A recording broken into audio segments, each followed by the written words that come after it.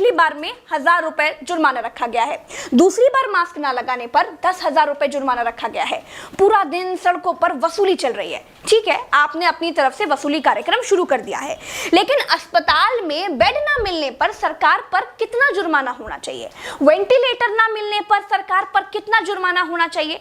Corona test ना होने पर सरकार पर कितना जुर्माना होना चाहिए? शमशान में मुर्दा जलाने के लिए लकड़ियां ना होने पर सरकार पर कितना जुर्माना होना चाहिए? शमशानों में दिन दिन भर मुर्दा जलाने की वेटिंग के लिए सरकार पर कितना जुर्माना होना चाहिए?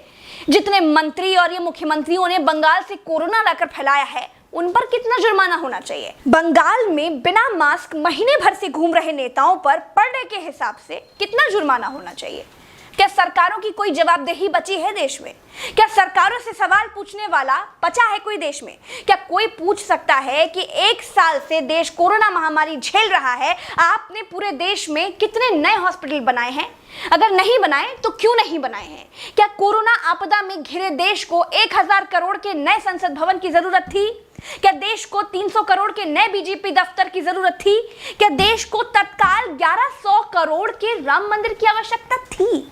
मंदिर के लिए चंदा मांगा जा सकता है तो हॉस्पिटल बनाने के लिए भी सरकार चंदा मांग सकती थी, लेकिन अस्पताल बनाने की नियत नहीं थी। मूर्ति बनाने की नियत थी तो बना दी।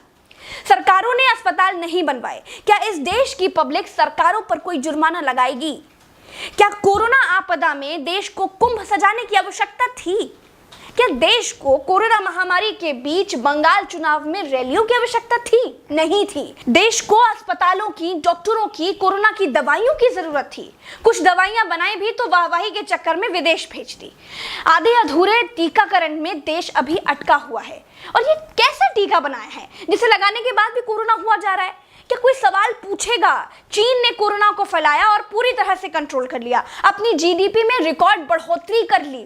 चीन से सब कुछ तो ले ही लिया है, सीख भी ले लो। देश में सब आत्ममुग्धता के शिकार हैं, सबको अपनी अपनी तारीफ चाहिए। कुछ ने तारीफ के लिए तो फौज पाल रखी है, और जिनका मन फौज से भी नहीं भरता है, उन्होंने तारीफ के लिए सूचना और जनसंपर्क विभाग बना दिए हैं। गाते रहिएगा ना, जनता का बैंड तो ऑटोमेटिक बज ही रहा है। जिनके अगल बगल से कोरोना से लाशें नहीं उठी है ना, वो मेरी बात को नहीं समझ पाएंगे। जो कोरोना की पीड़ा से गुजरे हैं, जिन्होंने कोरोना से मरे हुए लोगों को शमशान में जलते देखा है, जिन्होंने कतार में लंबी लाशें देखी हैं, वो जान जाएंगे कि मैं क्या कह रही हूं और क्यों कह रही हूं। चलते हैं। राम राम, जय हिंद, दुआ सलाम।